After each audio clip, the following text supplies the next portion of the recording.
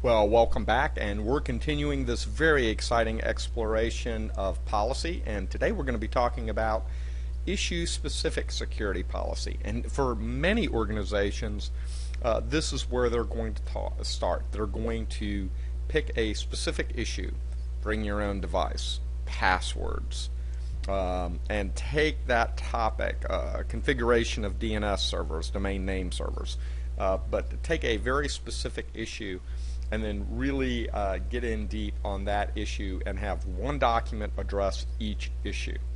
Now, the advantage of this particular approach is it's easier to write those documents because you really only need to address one particular issue. The disadvantage is if you're a user, you're bouncing between many different issue-specific security policies to make sure that you're covering everything. It's not holistic, it's not incorporated.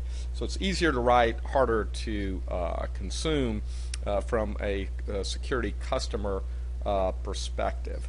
And lots of organizations will start with issue-specific or technology-specific security policy document approach, and then later on grow into an enterprise information security policy that brings everything together. So you start with issue specific, you grow into that enterprise after several years. Alright, so again, this gives you somewhat of that overview, detailed, targeted guidance. It's secure use of particular technology or a particular issue. Starts off with a philosophy just like any of the documents, and it kind of protects the organization. It addresses that question of what do I do now if I'm a user or a manager or a leader in a particular role. Let's go on and look at some additional comments on this, and then we'll talk about how you build one. So this just goes into what we were just talking about, what processes, what authorities, and it also indemnifies the organization. Kind of important. Policy does this really regardless of the form, but the idea that you've put into place written policies, written responsibilities, protects the organization against, hey, I didn't know what to do, you never told me what to do, thus why is this particular behavior inappropriate within this organization. The issue-specific security policy should address specific technology-based systems or a specific issue.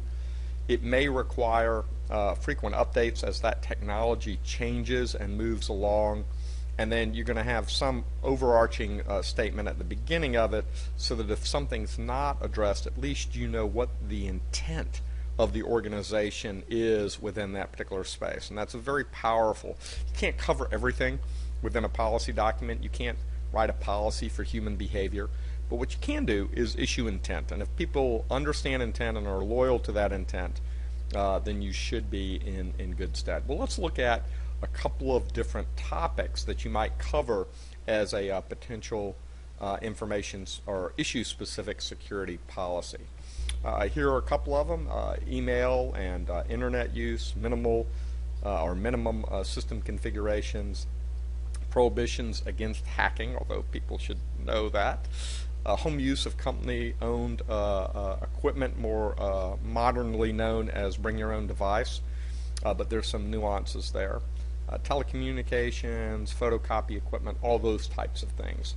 So these are issue specific. You want to get into detail, and email and internet use and prohibitions against hacking are pretty different topics. So it allows you to kind of decompose, write a number of issue specific security policies and address those. And as you're determining what issue specific security policies you should write first, again, you want to do some risk analysis and some risk management, and then those issues that pose the greatest risk to the organization are the ones that you want to address initially, and then those that are of less impact on the organization perhaps you address later on. Kind of just the same kind of guiding philosophy under which we did contingency planning. Alright, well, let's look at what's in one of these documents and how you might structure that. So you want to start with the statement of purpose, and again, we talked about that, or I've talked about that, hopefully you were listening earlier, in terms of giving that kind of intent of the organization. and you want a scope and applicability. Who does this apply to, and what's the scope? What particular topic are you talking about? What are the definition of that particular technology? And then responsibilities. Who can do what to whom? And here's an example of something that's kind of authorized access and use of equipment, how you might break that particular topic down in terms of user access, fair and responsible use, protection of privacy.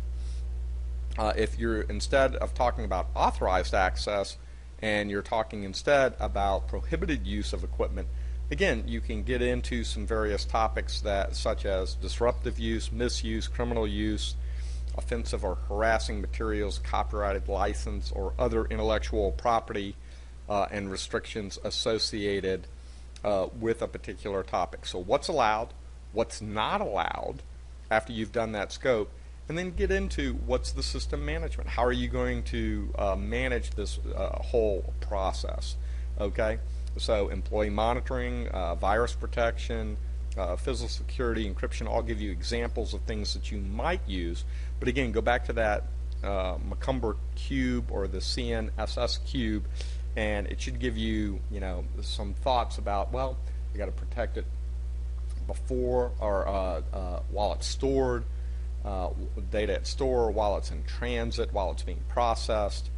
I can use technology and policy and education, training, and awareness within that. All of those components are going to come into this particular portion of the document.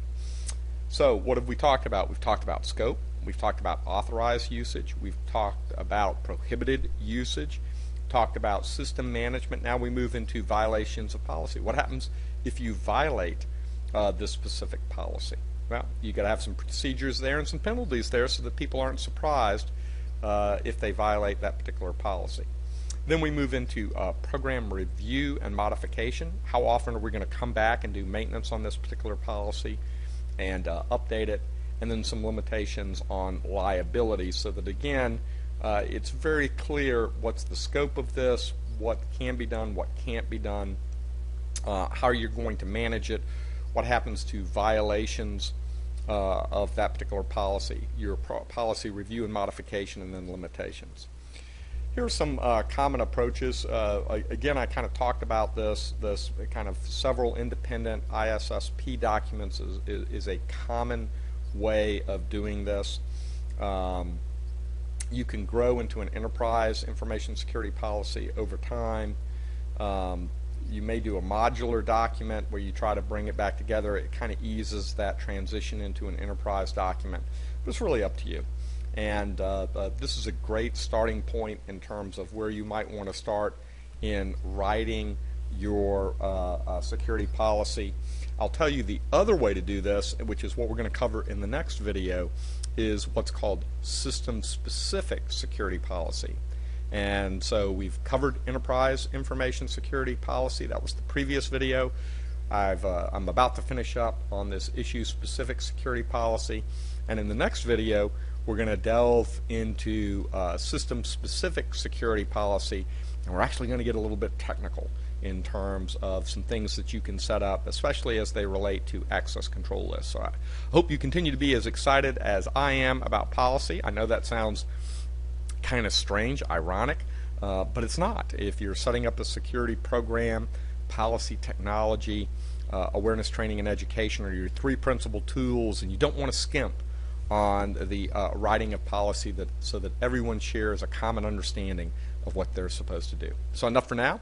I'll see you in the next video when we talk about system-specific security policies.